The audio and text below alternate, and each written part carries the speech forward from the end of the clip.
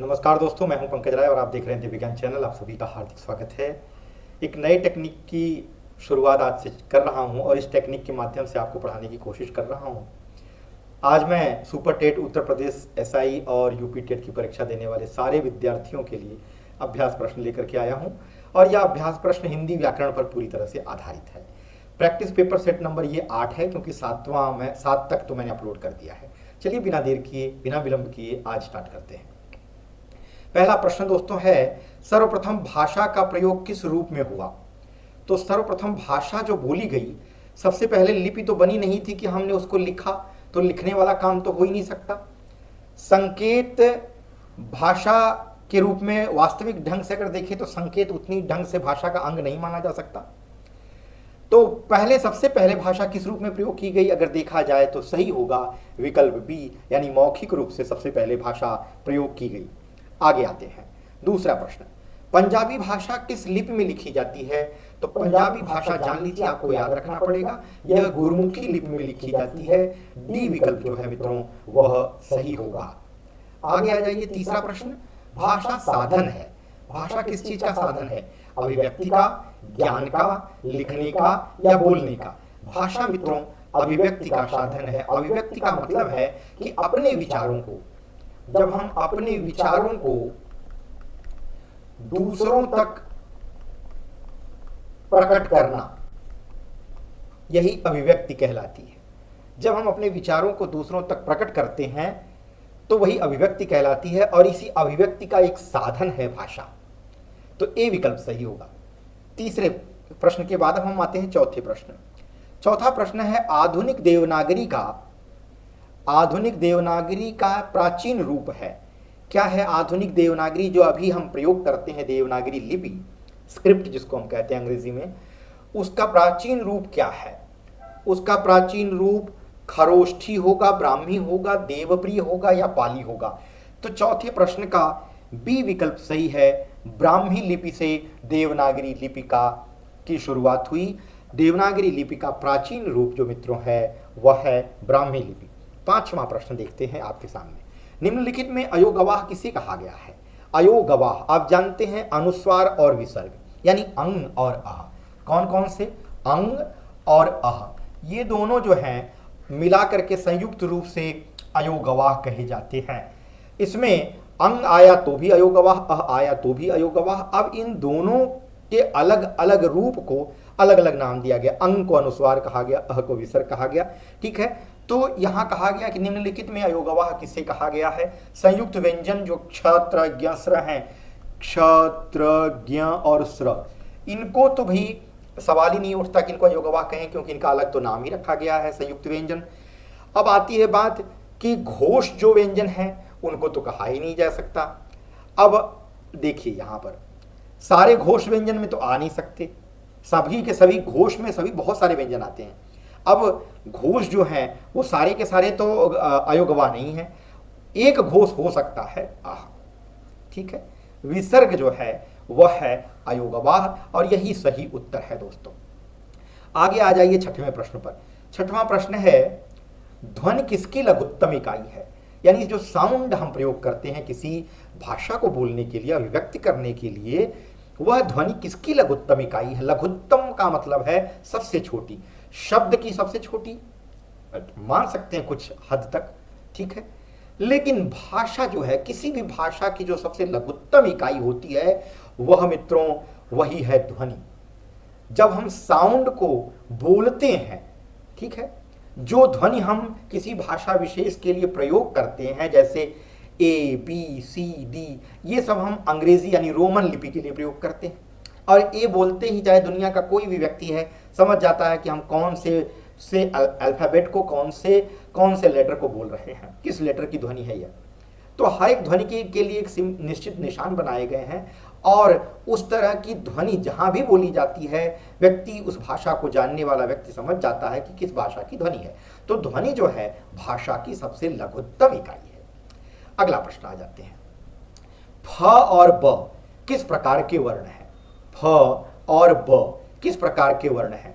आप जान लीजिए कि फ और ब किस वर्ग में आते हैं। सबसे पहले ये देख लीजिए, प, फ, ब, भ और म, ये जो हैं ये सारे के सारे ओष्ठ हैं, क्योंकि इनका उच्चारण मित्रों ऊठ से किया जाता है। दोनों ओठों को हम सटाते हैं तो जाकर के इस वर्ग का उच्चारण किया जाता है, प फ ब भ म।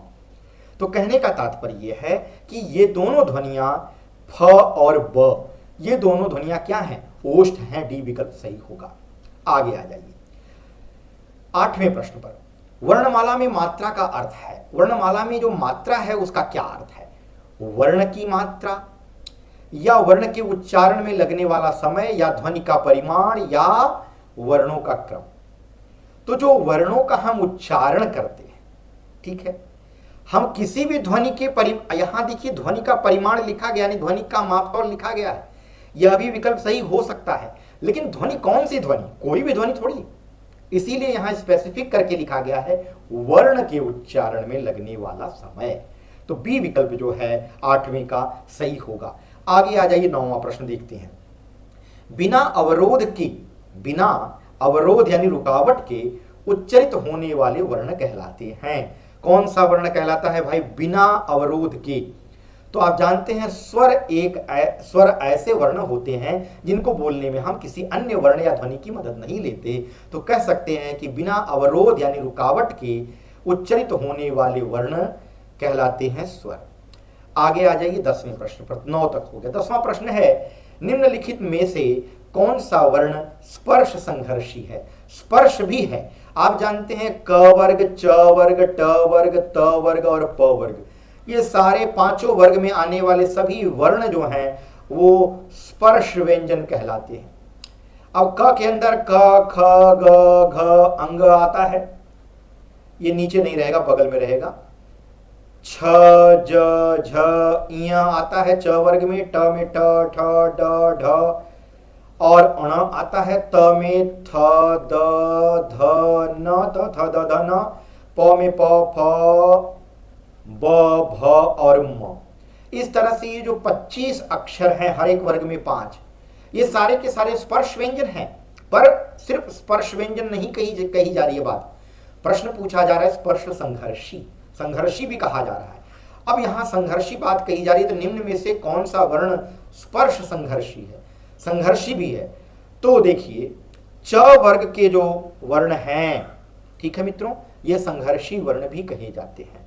इनको बोलने में एक तरह का संघर्ष भी होता है, प्राणवायु संघर्ष करती है। अब देख लीजिए, तो अब कौन सा वर्ण ऐसा है जो उस वर्ग का है? झ है, श है, ट है या ह है? ह तो है ही नहीं, सवाल ही नहीं है। ट जो है वो ट वर्ग का है, ये भी नहीं है। श वर्ग तो ऊष्म व्यंजन है, इस ये चारों वर्ग में आता ही नहीं जो स्पर्श है। तो ये तीनों तो स्पर्श नहीं है, तो ये तीनों तो ऐसे ही कट गए। बचा झ, झ स्पर्श व्यंजन है और च वर्ग का है, तो यह स्पर्श भी है और संघर्षी भी है, इसलिए विकल्प जो है ए सही होगा। 11वें प्रश्न पर आते हैं दोस्तों। सही वर्तनी वाला शब्द चुनिए। सही वर्तनी वाला शब्द चुनना है। सुषमा, सुषमा, सुषमा या सुषमा, यानी पहला, दूसरा, तीसरा और चौथा, ये चारों विकल्प में से कौन सा विकल्प सही है? तो जो बी में लिखा है यह सही है, सुषमा। ठीक है, पहले दंत स, फिर मूर्धन्य श, मूर्धा से बोला जाने वाला, और फिर जाकर के म आएगा। यही इसका क्रम होगा। ठीक है, यही इसका क्रम होना चाहिए। आगे आ जाइए, तो बी विकल्प सही होगा। 12वां प्रश्न देखते हैं। नमस्ते शब्द का सही संधि विच्छेद है। नमस्ते शब्द का सही संधि विच्छेद क्या होगा? नमस्ते शब्द का सही संधि विच्छेद है नमः जमा ते। ठीक है, नमः जमा ते सही संधि विच्छेद है। आगे आ जाइए। निर्बल में संधि होगी। निर्बल में मित्रों संधि कौन सी होगी? स्वर संधि, अयादि संधि, व्यंजन संधि या विसर्ग संधि? निर्बल में तो 13वां का डी विकल्प जो है वह सही होगा, विसर्ग संधि होगी। कैसे जान लीजिए। हम लिखते हैं निर जमा, एक मिनट, निर्बल, ये उपसर्ग की तरह से नहीं प्रयोग करना है, निह जमा बल। ठीक है, ये जो विसर्ग का निशान है, इस विसर्ग के निशान के पहले क्या प्रयोग हो रहा है? कौन सा स्वर आ रहा है? जब अ या आ के अलावा कोई भिन्न स्वर विसर्ग से पहले आता है, विसर्ग के निशान से पहले, विसर्ग के निशान से पहले ई आ रहा है, और ई के बाद किसी भी वर्ग का दूसरा, तीसरा, चौथा ऐसे वर्ण आए तो यहां देखिए तीसरा आ रहा है, इसलिए इस विसर्ग की जगह पर क्या हो जाएगा, क्या हो जाएगा, आधा र हो जाएगा, तो यहां हो जाएगा निर्बल। ठीक है, तो कौन सी संधि होगी, डी विकल्प यानी विसर्ग संधि होगी। आगे आ जाइए 14वें प्रश्न में, निम्नलिखित में संकर शब्द है, शंकर कहा जा रहा है। देखिए पुस्तक जो है यह कौन सा शब्द है, तत्सम का शब्द है। काम जो है तद्भव है। कज्जल जो है संस्कृत का तत्सम शब्द है। लेकिन पूंजीपति देखिए, पूंजी जो है तद्भव है और जो पति इसमें लगा है वो तत्सम है। ठीक है, तो कहने का मतलब है एक हिंदी है और दूसरा संस्कृत है। दो भाषाओं के शब्द जब मिलकर के या दो से अधिक भाषाओं के शब्द मिलकर के जब कोई एक शब्द बनाते हैं तो उसे हम शंकर शब्द कहते हैं। पूंजीपति एक ऐसा शब्द है जो शंकर शब्द है। दोस्तों आगे आ जाइए 15वां प्रश्न पर। 15वां प्रश्न आपके सामने है, नीलकंठ कैसा शब्द है। नीलकंठ शब्द मित्रों योग ऋण है। योग ऋण यानी ऐसा शब्द जो रूढ़ नहीं है, जो वर्षों या आदिकाल से यानी बहुत समय से, प्राचीन काल से एक विशेष अर्थ में प्रयोग किया जाता है, जिसके प्रयोग करने के नाते उसमें रूढ़ता आ जाती है, ऐसा शब्द भी नहीं है। यह दो या दो से अधिक शब्दों से मिल करके बनने वाला शब्द तो जरूर है। ठीक है, यौगिक है, लेकिन यौगिक होने के नाते यौगिक शब्द उसे कहते हैं जिसमें दो या दो से अधिक शब्दों का योग हो। यौगिक तो है लेकिन यह और भी कुछ काम कर रहा है, इसलिए ये यौगिक नहीं है, यौगिक से बढ़कर भी कुछ है। यह कोई तकनीकी शब्द नहीं है, यह रूढ़ शब्द नहीं है। यौगिक हो सकता है लेकिन यह यौगिक के अलावा भी और कुछ काम कर रहा है। यह है योग रूढ़, क्योंकि यह विशेष अर्थ में प्रयोग किया जा रहा है। नीलकंठ हम शंकर भगवान को कहते हैं और यह किसी विशेष पद की तरफ इशारा कर रहा है, एक तीसरे किसी पद की तरफ इशारा कर रहा है और एक विशेष अर्थ में प्रयोग किया जा रहा है। तो जब दो या दो से अधिक शब्दों से बन करके मिल करके बनने वाला शब्द किसी तीसरे पद की तरफ इशारा करता है या एक विशेष शब्द की रूढ़ता के लिए प्रयोग किया जाता है, लेकिन दो या दो से अधिक शब्दों का युग्म भी उसमें हो, तो वह शंकर शब्द न होकर के, यौगिक शब्द न होकर के, रूढ़ शब्द न होकर के, तकनीकी शब्द न होकर के योग रूढ़ शब्द कहलाता है। डी विकल्प सही होगा। 16वां प्रश्न देखते हैं, तारीख किस विदेशी भाषा से हिंदी में आया है। 16वां प्रश्न, तारीख किस विदेशी भाषा से आया है। तो तारीख शब्द फारसी भाषा से आया है, जिसको हम हिंदी में धड़ल्ले से प्रयोग करते हैं। हमें लगता है कि यह हिंदी का शब्द है, जबकि यह फारसी भाषा से आया हुआ शब्द है जो कि हिंदी में ग्रहण किया गया है। आगे आ जाइए 17वां प्रश्न, कौन सा शब्द रूढ़ है। देखिए पाठशाला दो शब्दों से मिलकर के बना है, योग रूढ़ है, यौगिक शब्द है, क्षमा करें। ठीक है, पंकज शब्द योग रूढ़ है क्योंकि यह यौगिक भी है। पंक मतलब कीचड़ और ज मतलब पैदा होने वाला, ज मतलब उत्पन्न होने वाला। यहां योग भी हो रहा है, संयोग भी हो रहा है दो शब्दों का या एक शब्द एक शब्दांश का, और ये दोनों मिलकर के एक विशेष चीज की तरफ इशारा कर रहा है और वह है कमल। तो यह योग रूढ़ शब्द हो गया। प्रश्न है रूढ़ शब्द। राष्ट्रपति देख लीजिए, राष्ट्रपति योग रूढ़ शब्द मान लिया जाएगा, यौगिक तो है ही है और एक विशेष व्यक्ति की तरफ इशारा कर रहा है, विशेष पोस्ट की तरफ इशारा कर रहा है राष्ट्रपति। सभी तो राष्ट्रपति हैं नहीं। आगे आ जाइए, घर।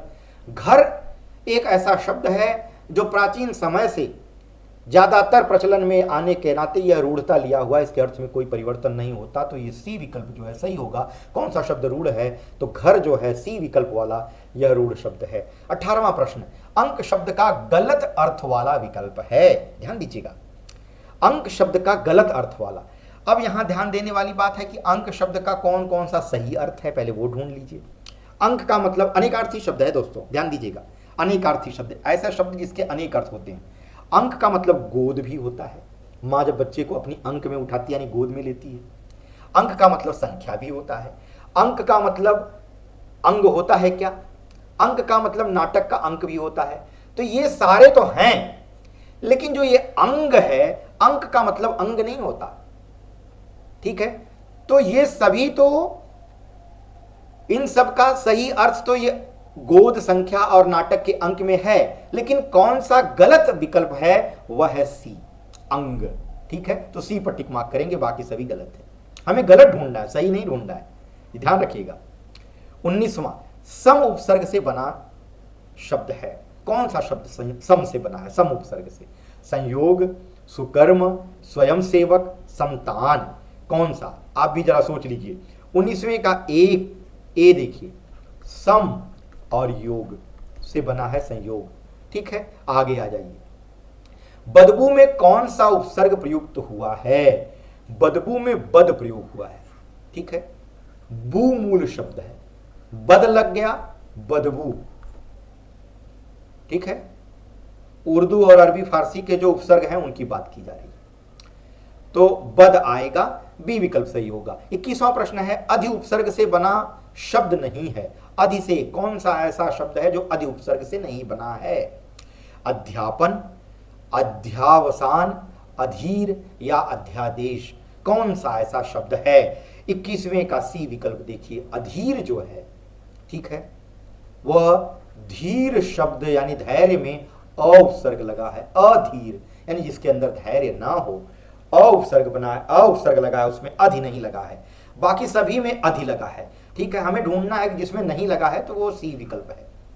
आगे आ जाइए 22वें प्रश्न पर। 22वां प्रश्न है दोस्तों, सैनिक शब्द में कौन सा प्रत्यय है?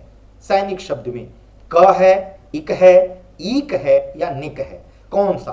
22वें का बी विकल्प सही है मित्रों, इक। ठीक है, सैनिक में इक प्रत्यय लगा हुआ है। प्रत्यय ऐसा शब्दांश होता है जो बाद में लगता है, शब्द के अंत में जुड़ता है, पहले नहीं। 23वां प्रश्न है, कनिष्ठ शब्द में प्रयुक्त प्रत्यय है। कनिष्ठ, इष्ट, इष्ट, आधा श और ठ, ष्ठ या ष्ट, तो ई विकल्प देखिए, इष्ट। ठीक है, कन में इष्ट लगा है, कनिष्ठ बना है। कन में इष्ट लगा है, कनिष्ठ, इष्ट है, ट नहीं। पहले और दूसरे विकल्प में फर्क खाली ट और ठ का है, इस पर ध्यान दीजिएगा। तो 23वें का मित्रों ए विकल्प सही होगा। 24वां प्रश्न देख लीजिए, शिक्षा में इक प्रत्यय लगाने पर शब्द बनेगा। शिक्षा में जब हम इक प्रत्यय जोड़ेंगे तो क्या बनेगा? तो बनेगा शैक्षिक। क्या बनेगा? शैक्षिक। ए विकल्प जो है वह सही होगा दोस्तों। आगे देख लेते हैं 25वां प्रश्न, कोयला में संज्ञा शब्द का भेद बताइए। कोयला आप जानते हैं एक पदार्थ है और यह जातिवाचक संज्ञा के दो प्रकारों में गिना जाता है, जैसे एक समूहवाचक है और दूसरा है द्रव्यवाचक। अंग्रेजी व्याकरण से लिया गया यह कॉन्सेप्ट है। समूहवाचक कलेक्टिव नाउन और द्रव्यवाचक मटीरियल नाउन। ठीक है, तो समूहवाचक तो हो गया कलेक्टिव नाउन, द्रव्यवाचक हो गया मटीरियल नाउन। अब गौर करिए, क्या यहां पर द्रव्यवाचक संज्ञा दी गई है? द्रव्यवाचक संज्ञा में कोई भी द्रव्य लिक्विड फॉर्म में हो, पाउडर वाले फॉर्म में हो या ठोस फॉर्म में हो, वो सब आता है। ठीक है, मिट्टी हो, कोयला हो, घी हो, दूध हो, दही हो, ये सब द्रव्यवाचक संज्ञा में आ गया। व्यक्तिवाचक संज्ञा तो हो ही नहीं सकता। समूह, यहां कोई समूह वाली बात नहीं कही जा रही है, ग्रुप की बात नहीं कही जा रही है, कोई भाव उत्पन्न नहीं हो रहा है। अब द्रव्यवाचक संज्ञा तो दिया ही नहीं है विकल्प में, तो क्या करेंगे? आप जानते हैं कि ये जो दोनों संज्ञाएं हैं वो कहीं ना कहीं जातिवाचक संज्ञा के अंतर्गत आती हैं, इसलिए जातिवाचक संज्ञा पर टिक मार्क करेंगे। अगर ऐसा कंफ्यूजन हो रहा है तो परीक्षा में इस तरह का विकल्प दे रहा है, जहां पे रियल विकल्प ना हो, उससे रिलेटेड कोई विकल्प हो जिसमें से वो विकल्प पैदा हुआ है या निकला है, तो उस विकल्प पर हम टिक मार्क कर देंगे। इसलिए मैंने जातिवाचक संज्ञा पर टिक मार्क कर दिया। आगे आ जाइए 26वें प्रश्न पर। कौन सा शब्द भाववाचक संज्ञा नहीं है? कौन सा शब्द भाववाचक संज्ञा नहीं है? मिठाई, चतुराई, लड़ाई और उतराई। अब आप सोचिए, चतुराई जो है चतुर से बना है, यह क्या है? लड़ना से लड़ाई बना है क्रिया से, उतरना क्रिया है, उतराई बना है, तो ये सारे भाववाचक शब्द संज्ञा शब्द हैं। ठीक है, अब आप कहेंगे मीठा से मिठाई बना है, मीठा से मिठास बनता है, मिठाई जातिवाचक संज्ञा है दोस्तों। ठीक है, गौर करिएगा, अक्सर लोग भ्रमित हो जाते हैं इस प्रश्न में। बड़ा सिंपल सा प्रश्न है लेकिन गलतियां अक्सर करा देता है। तो 26वें का ए विकल्प सही होगा। 27वां प्रश्न, हम क्या हैं? हम क्या है मतलब मैं क्या हूं या आप क्या हैं वो नहीं पूछा जा रहा है। हम शब्द क्या है? उत्तम पुरुष है, मध्यम पुरुष है, निजवाचक है या संबंधवाचक? ये संबंध तो जोड़नी है, तो संबंधवाचक का सवाल ही नहीं है। ये कोई निजता का अर्थ नहीं दे रहा है कि अपने आप, स्वयं इत्यादि, तो ये भी नहीं है। मध्यम पुरुष में हम उस शब्द को प्रयोग करते हैं जो बात सुनने वाले के लिए प्रयोग किया जाता है जब वो हम उम्र है या अपने से छोटा है तो तुम या तू का प्रयोग करते हैं, और जब अपने से ज्यादा बड़ा है या हम सम्मान देते हैं तो आप का प्रयोग करते हैं। ठीक है, तो मध्यम पुरुष भी नहीं होगा। ये तीनों विकल्प गलत हो गए। क्या होगा? उत्तम पुरुष। बात करने वाला अगर अकेला है तो अपने लिए मैं का प्रयोग करता है, अगर एक से ज्यादा है, बहुवचन में है, ज्यादा है, तो हम का प्रयोग करता है। ठीक है, तो 27वें का ए विकल्प जो है मित्रों वह सही होगा। अब हम चलते हैं अगले प्रश्न पर, 28वें प्रश्न पर। 28वां प्रश्न आपके सम्मुख है, इनमें से कौन सा गुणवाचक विशेषण नहीं है? गुणवाचक विशेषण पूछा जा रहा है दोस्तों। काला, लंबा, 50, युवा। युवा व्यक्ति, युवा तो भाई विशेषण निकल गया, कोई तो विशेषण होगा, गुणवाचक है क्योंकि यह गुण बता रहा है। लंबा लड़का गुणवाचक विशेषण होगा। काला पर्दा, ठीक है, तो ये काला शब्द भी वही गुण बता रहा है। 50 शब्द संख्या बता रहा है, गुण नहीं बता रहा है, इसलिए सी विकल्प सही होगा। 29वां प्रश्न, मेरी आवाज आ रही होगी, ठीक है, माइक बगल में ही है, मैं समझता हूं आ रही होगी। अगर कोई डिस्टरबेंस होगा तो क्षमा करिएगा। पहली बार इस तरह की टेक्निक प्रयोग कर रहा हूं आप लोगों के सामने, क्योंकि आप मुझे ब्लैक बोर्ड पर देख देख के थक गए थे, कुछ नई टेक्निक मुझे भी अपनानी थी। ठीक है, और आप लोगों की सेवा में 2 दिन जो नहीं आ पाया, यही सब कर रहा था, सीख रहा था इसको। ठीक है, कंप्यूटर में भी खराबियां कुछ चल रही थी, लेकिन मैं बहुत बहुत माफ़ी मांगता हूं, क्योंकि आप जो दिक्कत महसूस किए होंगे मैं समझ सकता हूं, तो मैं क्षमा चाहूँगा और ऐसी गलती फिर से दोबारा नहीं करूँगा, ऐसी कोशिश है मेरी।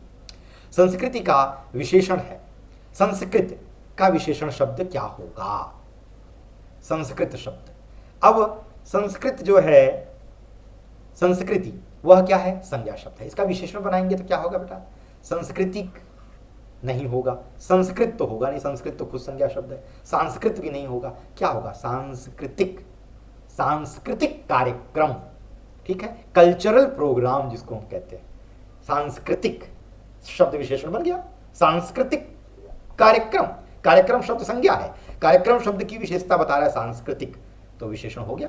आगे आ जाइए, 30वां प्रश्न, निम्नलिखित क्रियाओं में से कौन सी क्रिया अनुकरणात्मक है? अनुकरणात्मक मतलब जो बार बार रिपीट होती है, बार बार प्रयोग की जाती है, बार बार होती है। फड़फड़ाना, अब एक बार अगर पंख हिल गया तो हम उसको फड़फड़ाना बोलेंगे भैया? नहीं, यानी कई बार हिल रहा है, क्रिया बार बार हो रही है। फड़फड़ाना ये अनुकरणात्मक है। अनुकरण मतलब अनुकरण करना, फॉलो करना, एक ही सेम टाइप के एक्शन को। मिमियाना, झुठलाना और हिनहिनाना। ठीक है, हिनहिनाना, मिमियाना, झुठलाना। अब देखना है कि कौन सी ऐसी क्रिया है जो अनुकरणात्मक नहीं है। हिनहिनाना, घोड़ा हिनहिना रहा है, एक ही क्रिया को बार बार कर रहा है। हिनहिनाना जो आवाज वो निकाल रहा है उसको बार बार कर रहा है। मिमियाना बकरी करती है।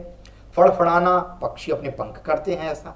झुठलाना जो है यह कोई क्रिया नहीं, ठीक है, यह अनुकरणात्मक क्रिया नहीं है, सॉरी अनुकरणात्मक क्रिया नहीं है। ठीक है, तो सी विकल्प जो है वह सही होगा। मित्रों, मैं समझता हूँ आज की एक टेक्निक मेरी जो मैं बहुत सारे यूट्यूबर का प्रयोग कर रहे हैं, मैं इसमें एक कदम रखा हूँ। अगर कोई गलती होगी तो आप सभी से यथोचित मैं क्षमा चाहूँगा। कोशिश करूँगा कि आगे और भी टेक्निक ला सकूँ जो मेरे जैसे साधारण से इंसान के बस में है, और जो मेरी इकोनॉमिकल कंडीशन गवाही देगी उतना तक तो मैं आपकी सेवा ज़रूर करूँगा और करता रहूँगा। बीच में जो आप कहते हो कि भाई आपने शुरू किया है प्रैक्टिस पेपर तो लगे रहिएगा, मैं भी कोशिश कर रहा हूँ कि मैं लगे रहूँ और रोज़ नियमितता यह बनी रहे, और जो समय दिया हूँ उसका भी पालन करूँ। तो ये कभी कभी समय का पालन नहीं हो पा रहा है, उसके लिए मैंने बताया कि नई टेक्निक प्रयोग करने के चक्कर में, लेकिन अब ऐसा नहीं होगा, मेरी पूरी कोशिश यही रहेगी। तो चलिए, आप सभी का फिर से बहुत बहुत धन्यवाद। और अगर आपने वीडियो लाइक किया हो, पसंद किया हो, तो लाइक बटन दबा दीजिएगा। और चैनल से नए जुड़े हैं तो प्लीज़ करना क्या है आप जानते हैं, सब्सक्राइब कर लीजिए ताकि आपको नए अपडेट्स मिलते रहें। और अपडेट्स कब मिलेंगे? सिर्फ सब्सक्राइब करने से नहीं, जो घंटी के निशान है उस पर हिट कर दीजिए, एक बार क्लिक कर दीजिए, तो घंटी के निशान के बगल में एक ब्रैकेट जैसा बन जाएगा, समझ लीजिए आपको अपडेट अब मिलेंगे। तो जो भी वीडियो मैं अपने चैनल पर डालूंगा आपको उसके अपडेट्स मिलते रहेंगे। आप सभी को फिर से एक बार धन्यवाद। आप इसी तरह से अपना प्यार, अपना स्नेह बनाए रहेंगे, इसी आशा के साथ मैं अपनी वाणी को विराम देता हूं। अगली वीडियो में फिर एक रोचक विषय के साथ मैं आपसे फिर मिलूंगा। तब तक के लिए आप सभी का